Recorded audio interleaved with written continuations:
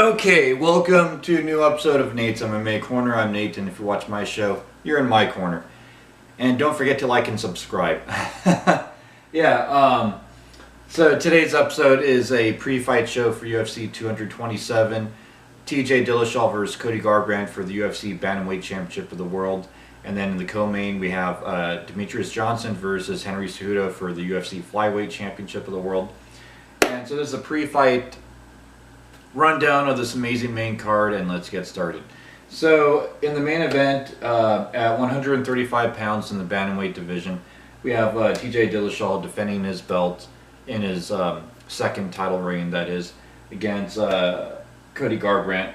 And I am picking TJ Dillashaw first round knockout. I think he'll improve on his striking. He'll be more calculated, and I think he may actually throw less punches but more accurate shots, and I think late in the first round he gets a knockout victory here. Then in the co-main event in the flyweight division at 125 pounds, we have Demetrius Johnson, Henry Cejudo, and I am going with Demetrius Johnson third round submission. I think Henry Cejudo tries to use the wrestling in this, and I could picture Cejudo going for takedowns in the first couple rounds, not getting them, and then still trying to go for the takedowns in round 3, and then next thing you know, Demetrius Johnson is working guillotine on Cejudo. So it's going to be interesting. We'll see how that one pans out, and Demetrius Johnson getting his 12th consecutive title defense. I'm pretty excited over this one, because if Cejudo wins, he breaks a streak. If Johnson wins, he extends the streak, and it's going to be that much harder to break. And also, if he doesn't fight TJ in his next fight, who's going to be the next title challenger? Sergio Pettis is definitely in that mix. Then, in the middleweight division, we have Thiago Santos versus Kevin Holland. I am picking, let's see, Santos, KO first round knockout. I think his experience plays a factor here, and he's had some big UFC fights. Kevin Holland, less experience in UFC, and I think that plays an overall factor here. Yeah, the fantasy still has Gustafsson on here, and I, in theory, would have picked him for unanimous decision.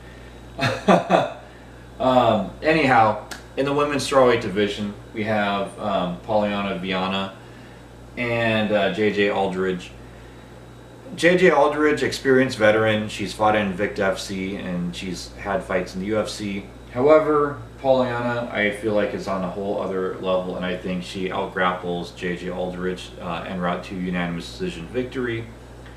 Then in the featherweight division, we have Killer Cub Swanson versus Renato Moicano.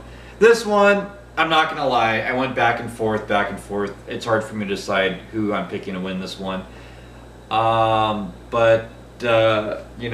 my shirt says, Palm Desert, this is the 4th of July shirt they were giving out in my neck of the woods. Coachella Valley guy. Hard to pick against Cub Swanson. Good luck to Cub.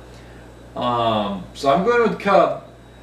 But I think there's a very even matchup. It's very tight. It's going to be tough. It could be like a Korean Superboy fight versus Cub. So I'll go with Swanson second round knockout. I think ground game gets fairly neutralized, and this fight stays standing. And I think Cub has some good knockout power, and he can land late in the second round and knockout. But this is such a close, even matchup. It's hard to say. But good luck, Cub. Then honorable mention on the prelims, we got in the bantamweight division Ricky Simone versus Montel Jackson. And then also Matt Sells versus Shaman Moraes. There's some good fights on this one. I think this card's definitely tailor-made for the diehards like myself and some of you watching at home. The casual fans, I don't know what they're going to think of this card. Anyhow, so that wraps up my pre-fight show for this one. Stay tuned in the coming days for my post-fight on this one, and until then, see ya.